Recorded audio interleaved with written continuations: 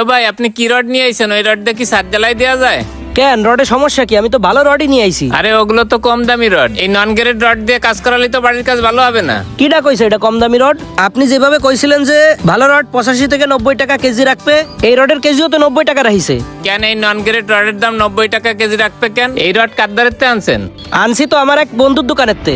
আরে তোর বাড়ির কাজ চলতিছে, তুই ছাদ ডালার সময় এমন আছিস রড নিতে? আগে ইট বালি সিমেন্ট কোন জায়গাতে নিছিস? আগে তো ইট বালি সিমেন্ট নিছে, আমাকে খালপাড়ে এক গোলা আছে, ওই গোলাতে। তোর যে এই ব্যবসা আছে তা তো আমি জানতামই না, জানলি তো তোর কাছেতেই নিতাম। আমার কাছ থেকে নিলে তুই ভাই ব্রাদার মানুষ, একটু কমায় টমায় রাখতাম, তোর মেলা ঠা বাইসে যেত। তা এখন রড লাগবে কয় টন? মিস্ত্রি তো কইছে সাত জ্বালার জন্য 1.5 টনের মতো লাগবে, আর ভালোটাই নেবো। তা কেজি কত করে পড়বে নে? আচ্ছা তাহলে বিকে রড দিয়ে দেবানি, ওই রডটা ভালো হবে না। আর তুই ভাই ব্রাদার মানুষ, তোর সাথে দাম নিয়ে বাঁধবে না নে। সবাই দাঁড়তে জানি তার চেয়ে অনেক কমায় রাখবানি। হ্যাঁ, তুই কমায় রাখবি সেটা তো জানি, এই জন্যই তো তোর কাছে আইছি। এখন কত কি রাখবি আমারে ক, কারণ আমার আব্বারে তো একটা হিসেব দেয়া লাগবে। কত আর রাখবো? ওই 90 টাকা করে রাখবানি। তুই ভাই ব্রাদার মানুষ, তোর সাথে তো আর ব্যবসার সম্পর্ক না। তাইলে ওই 1.5 টন রডের দাম টোটাল কয় টাকা পড়বে না? তা প্রায় 1,30,40,000 মতো পড়বে না। আর মাপার খরচ, কেয়ারিং খরচ যা আছে ও আমি দেখবানি, ও নিয়ে তোর চিন্তা করা লাগবে না। আচ্ছা ঠিক আছে, তাহলে তুই মাল পাঠায় দিয়ে অ্যাকুরেট যে হিসাবটা ওটা একটু আমারে পাঠায় দিস। আচ্ছা ঠিক আছে। তাহলে আমি ফোন দিবানি, তারপর পরই মাল পাঠায় দিস। আচ্ছা। ও আরো আমার কাছে মাপার খরচ, কেয়ারিং খরচও রাখে নাই। আর ভাই ব্রাদার তাই ও আরো বললো যে আমার কাছে নাকি আমারও কমায় রাখছে।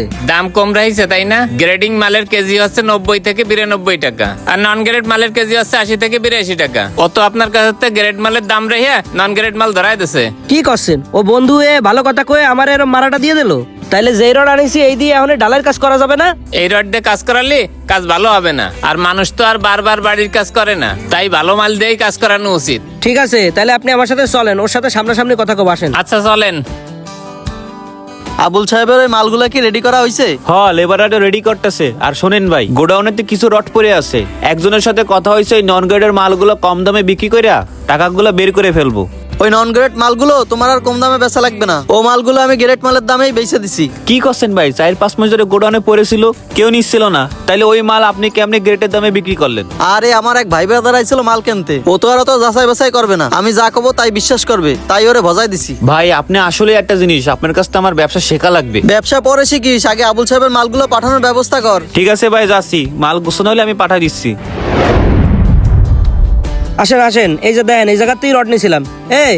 তুই বন্ধু আমারে কি সব মাল দিছিস? হ্যাঁ কেন, তোরে তো ভালো মালে দিছি, তার সমস্যা কি? তাহলে কন্ট্রাক্টর সাহেব কি মিথ্যে কথা করছে? কন্ট্রাক্টর সাহেব, মালে কি কোনো ঝামেলা আছে? হ্যাঁ ঝামেলা তো, আপনি তো নন গ্রেড মাল দিয়েছেন, এই দিয়ে কাজ করলে কাজ ভালো হবে না, তো পরে তো আমার বদনাম হবে। তা নন গ্রেড মাল দিয়ে কাজ করলে সমস্যা কি? কত মানুষই তো কাজ করতেছে, তাকে তো সমস্যা হচ্ছে না। ঠিক আছে বুঝলাম, সমস্যা নাই, কিন্তু আপনি নন গ্রেড মাল দিয়ে গ্রেডিং মালের দাম রাখলেন কেন? গ্রেডিং মাল আর নন গ্রেডিং মালের দাম তো প্রায় একই, যার যেটা পছন্দ সে সেটা নাই। তাছাড়া ও আমার বন্ধু মানুষ, ওর দাতে মাপার খরচ, কেয়ারিং খরচ আমি নিইনি। হ্যাঁ শোন, তোর আর ভুলভাল বুঝানো লাগবে না, ওনার কাছে তো সবকিছু শুনে আমি বাইরের তো খোঁজ খবর নিছি। ঠিক আছে, নন গ্রেড রডের কেজি হচ্ছে 80 টাকা করে, আর গ্রেডিং রডের কেজি হচ্ছে 90 টাকা করে। শোন, তুই শুধু শুধু আমারে ভুল বুঝিস না। শোন, তোর সব নাটক বাদ দে। তুই ভালো বন্ধু হতে না পারিস, ভালো ব্যবসায়ী তো হতে পারতি, কিন্তু তুই সেটাও হতে পারলি না। আমি না হয় গ্রেড নন গ্রেড মালের কিছু বুঝি না, তুই তো ব্যবসা করিস, তুই তো এগুলো বুঝিস। তোর তো আমার বোঝানো উচিত ছিল, তুই বন্ধু হয়ে বিশ্বাসের মর্যাদা রাখলি না। তোর কাছে তো মাল না কিনে আমার বাইরের তো দাম দর করে মাল কিনা উচিত ছিল। কাকা চলেন, এভাবে আর কাউরে ঠকাস না। এমন কিছু মানুষ আছে যারা আপন সেজে প্রতারণা করে, এ ধরনের মানুষ থেকে দূরে থাকাই উত্তম।